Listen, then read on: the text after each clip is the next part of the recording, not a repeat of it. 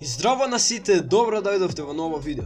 Сигурно голем број од вас сте слушнале за VPN. Може би доста од вас имате VPN, но дали знаете зашто служи тој? Во ова видео на едноставен и лесен начин ќе ви објаснам што треба да знаете за VPN, ќе ви покажам кога најчесто се користи и кој е најдобриот. Па затоа останете со нас, почнуваме веднаш. VPN или Virtual Private Network е многу користен во светот. Наедноставно кажано, тоа ви овозможува вашата локација да ви остане прикриена, со цел анонимно, а со тоа и многу побезбедно користење на интернетот. За полесно да разбереме како работи VPN-от, треба прво да погледнеме по кој принцип работи и самиот интернет. Па сега замислите вака, вие сте во вашиот дом и седнувате на компјутер, еве да речеме сакате да отворите YouTube, и сега во search пишувате YouTube. Таа дата, или еве да наречеме наредба, патува од компјутерот до вашиот рутер, па од рутерот оди до вашиот оператор, од кој земате интернет. Па од операторот ја испрача на интернет каде што треба да стигне до серверот, во случајот YouTube. Сега, тој сервер каде што стига наредбата, треба да ви даде повратна наредба или одговор. Но за да знае на кој компјутер треба да го врати тој одговор, му е потребна локацијата. За тоа се користи IP адресата. Пример, компјутерите, телефоните, рутерите, сите тие уреди имаат своја IP адреса, која ја содржи на некој начин локацијата на уредот. И сега на таа IP адреса серверот прача одговор за тоа што вие сте го побарале да ви се уклучи на компјутерот. Сега, сите сервери ја користат вашата IP адреса. Компаниите како Facebook, YouTube, Twitter, вашата локација ја користат за да прават статистики. Пример, гледаат од која држава имаат највише корисници, едноставно ги користат тие статистики за нивна корист. И искрено, тие статистики што ги користи Facebook или YouTube вас не ви прават никаква штета. Но има доста случаеви каде вашата приватност може да биде загрозена. Како на пример, излегувате во кафич, таму имате бесплатен интернет. И пошто сите во кафичот сте поврзани на иста мрежа, некој со малку поголемо знаење од програмирање може многу лесно да ви дознае секакви ваши информации, пораки, слики, па поради тоа треба многу да внимавате на таквите места. И во ниту еден случај на тоа место немојте да купувате нешто преку интернет, затоа што многу лесно може да дојде до податоци за вашата сметка. Некој друг пример би било кога барате на интернет може да налетате на некоја реклама и да ве однесе на некоја сумнителна страница, која што со самото отварање дознава вашата локација. Сега со цел нашите податоци да бидат заштитени, користиме VPN. VPN-от работи на следниот начин. Тој е сличен на начинот како што работи интернетот. Од компјутерот до рутерот, од рутерот до компанијата, но сега наместо компанијата да ја прати наредбата до серверот од страницата, таа ја прача до серверот од VPN-от. VPN-от истата таа информација ја препрача до операторот, но сега со IP адресата од самиот VPN. Па после повторно ја врача на операторот која што конечно прача на страницата која што сакаме да отвориме. Сега серверот од страницата ја гледа IP адресата од VPN-от и ја прача до него. А VPN-от знае дека таа информација е наша, па ни ја врача до нас.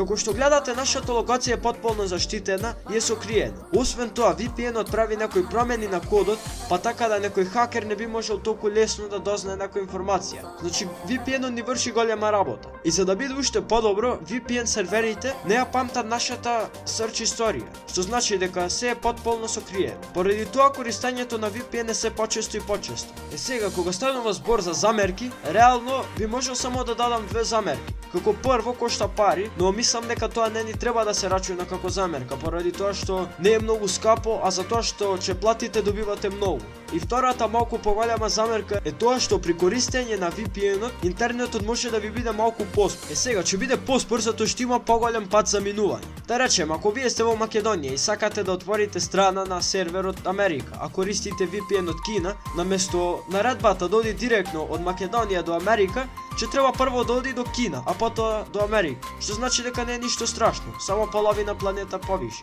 Шала на страна, колку ќе биде поспор зависи и колку ви е јак интернет. И тоа поспоро не значи дека ќе почне да ви кочи, тоа значи дека ако порано Google се отварал да речеме за 0,5 секунди или за половина секунда, сега ќе се отвора за 0,8 секунди. Таа е промена која што нема многу да влијае на брзината. Тие се некои лоши страни на VPN, а сега ќе ви кажам неколку случаеви каде што VPN-от може да биде корисен. Првиот случај е случајот што го спомна во кафичот. Да речеме вие седите во кафичот и се е исто како прошлиот случај, но сега само имате и VPN на телефона. Сега на хакерот ќе му биде многу тешко, да не речем невозможно, да дојде до информациите. Се разбира, има пак шанса, некоја, но многу е помала за разлика од тоа без да имате VPN. Затоа што информацијата ќе го упати до VPN серверот и тоа не му врши никаква работа.